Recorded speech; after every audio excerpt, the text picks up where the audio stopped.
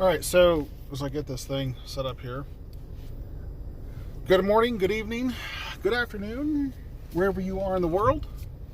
I am leaving work. I have one day of work left until we shut down for the holidays. It's always a good time in my employer.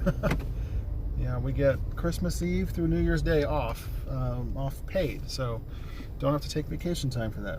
So very thankful that they allow us to do that. So today is December 19th, 2019. We are some big things happening in the world. The Rise of Skywalker is coming out today. Their early reviews are not overly favorable. It's about a mixed bag. But that's not what we're talking about. So this is a Royals video about the Royals today signed Michael Franco, formerly of the Philadelphia Phillies. Third baseman, I guess you could call him infielder. He primarily is a third baseman. To a one-year contract worth about $3 million.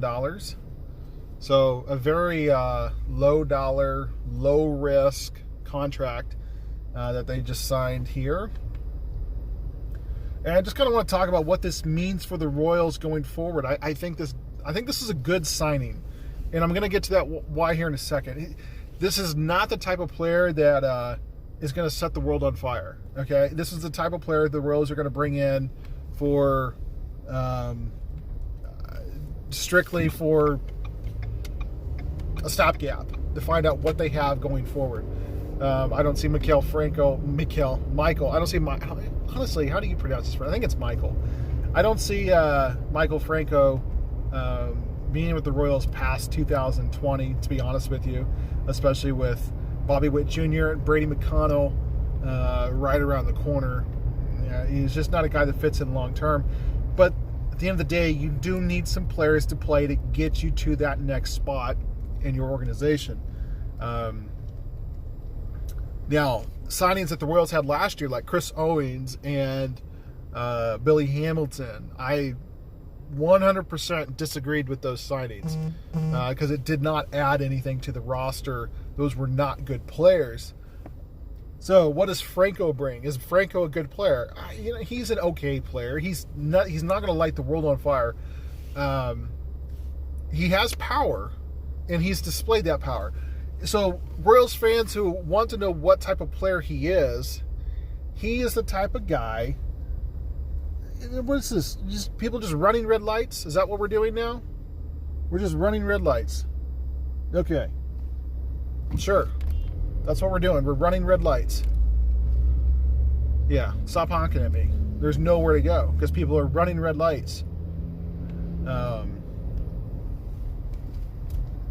Anyway. Michael Franco is what you would expect, is a similar player to Mike Moustakas, circa 2015. Oh, let me rephrase that. When he's good, when he's a good player, he's like Mike Moustakas we had in 2015, 2017, without the plus 30 home run power. He can hit in the upper 200s, 270 to 280, with maybe about a 325 on base percentage. Upper 700s, might crack 800 OPS. Again, nothing to write home about. That's a respectable player. That's a guy who deserves to play. He's not an all-star by any means. Now, he's done that twice in his career. What has he done the rest of the time? The rest of the time, he's been league average at best. And sometimes very below league average. And what concerns me is that, what if we get the below league average player?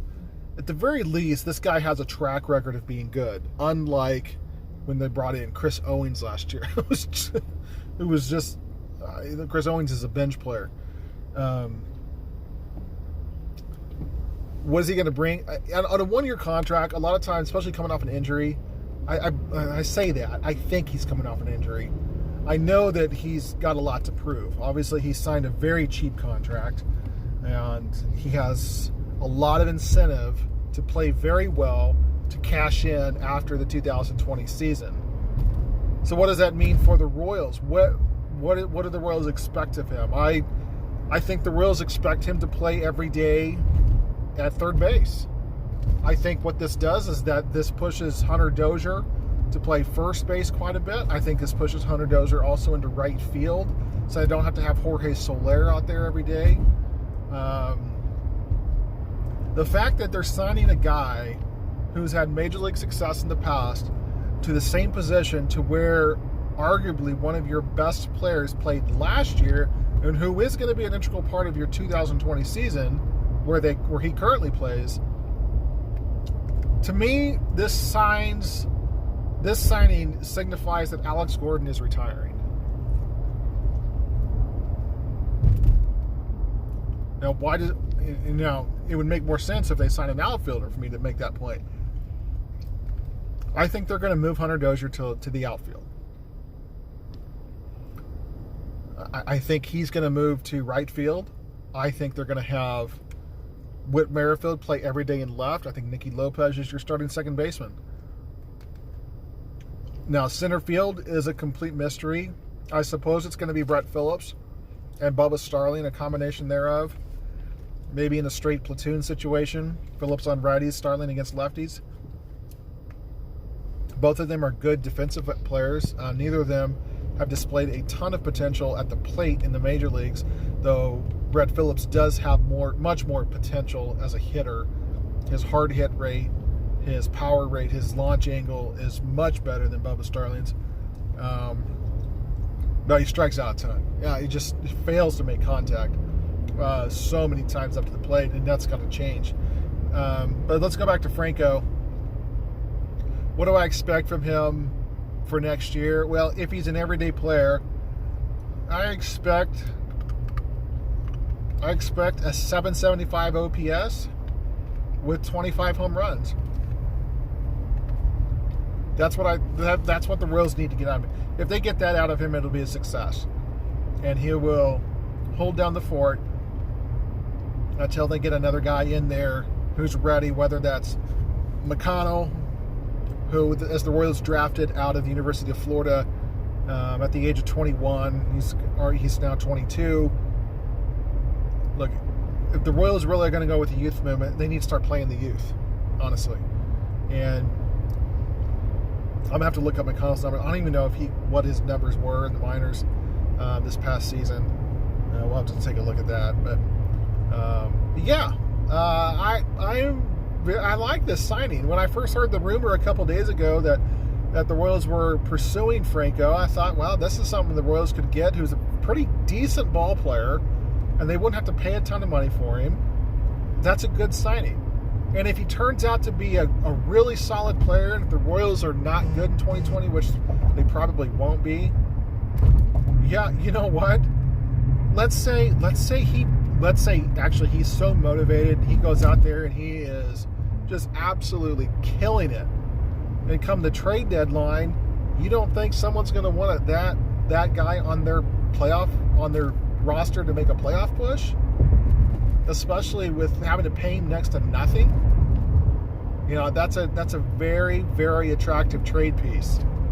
And the Royals have been pretty decent about signing these guys to 1-2-year contracts and flipping them for prospects. Now, a lot of the prospects they get back on these guys are not that great. You're not going to get a ton back for Franco, even if he does play well, because it's all about control. You know, no one's going to have control of him past that year. And if he does have a solid season, if he replicates what he did couple years ago, or his rookie season, he's going to go into 2020 with a more decent payday. I am surprised that he got this contract before they signed into this, before Josh Donaldson signed.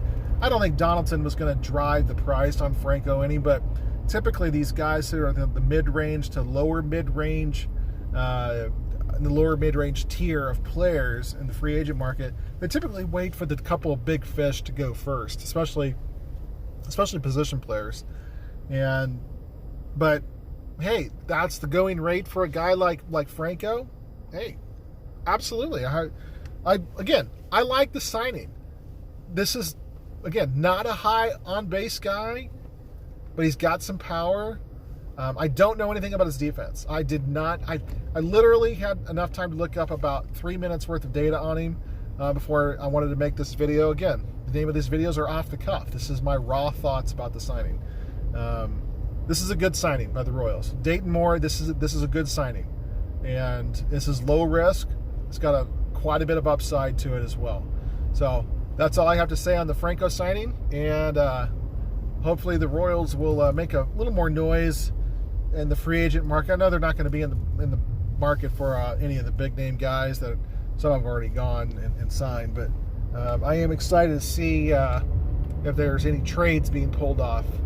I think it's time for the Royals to get off their rear ends and just fully commit to this next wave of players, especially these pitchers. So thank you for watching this video, and we'll talk to you later.